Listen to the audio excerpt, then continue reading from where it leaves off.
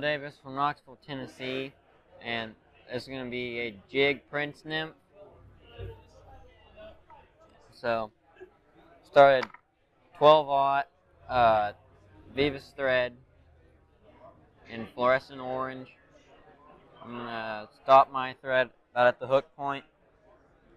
I'm going to get 2 brown goose biots.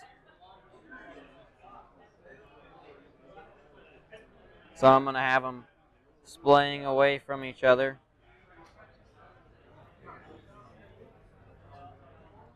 I'm going to get them together, maybe. There we go. Get them together and get their tips even. And I'm going to make a tail about the length of the hook gap. So I'm going to get 1 pinch wrap there, start wrapping back. Those tails will splay out, and that's about where I'm going to stop the tails. Then I'm going to wrap those butts forward to a couple millimeters behind the bead so I can snip them out easier.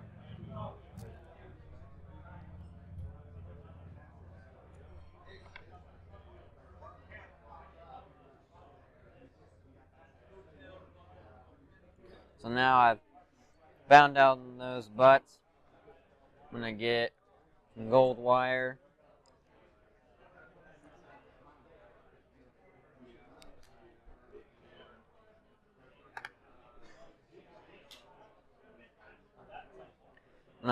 Stick it up just into the bead. That'll help get it tied in a little easier.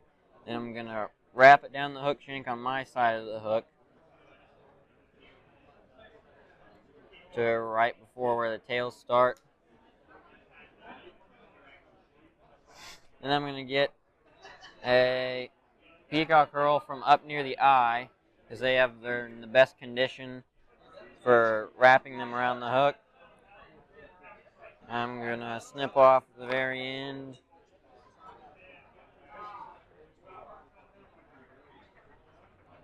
And then tying it against my side of the hook. Bind down the butt section. Then I'm going to wrap right up, adjacent wraps right up next to each other.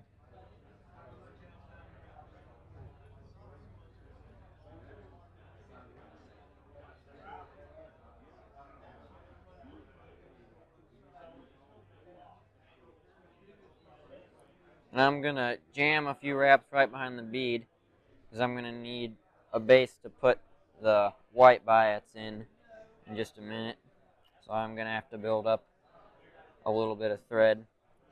I can break off that end, and then I'm going to counter wrap this wire to lock in the peacock curl. I'm going to get about 4 to 5 wraps in there, then tie it off. I'm going to go around the wire once. There we go. Then helicopter, break it off. And now I'm going to get a little bit more of a base built up before I tie in the white biots. There you go. Make sure I'm good on all sides. So then I'm going to strip 2 biots.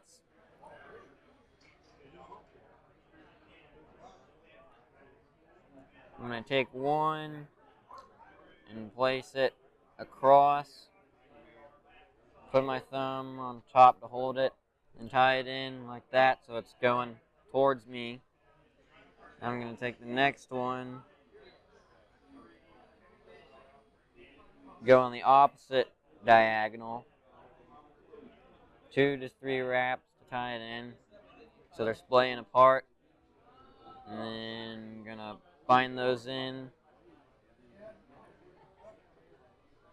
And then cut out those butts.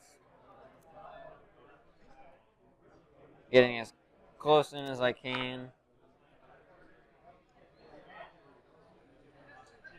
Then I'm going to take some SLF spiky dubbing. Any kind of buggy dubbing would work in brown or gray or olive, and I'm going to build a little collar.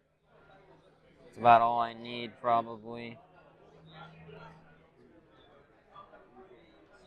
Build a little buggy collar behind the bead to cover up some of that thread and the tie off of those biots. And then build up a little hot spot and whip finish a couple times to build up a little hot spot on there. And this is going to be a fly fished on the bottom, so I'm going to do quite a few whip finishes. Snip off the thread, and then I'm going to run a bead of head cement along the thread, that hot spot collar, to seal it in. And what I can do is I can put my bodkin on there and spin the fly, and that'll run that bead all the way around. That's it.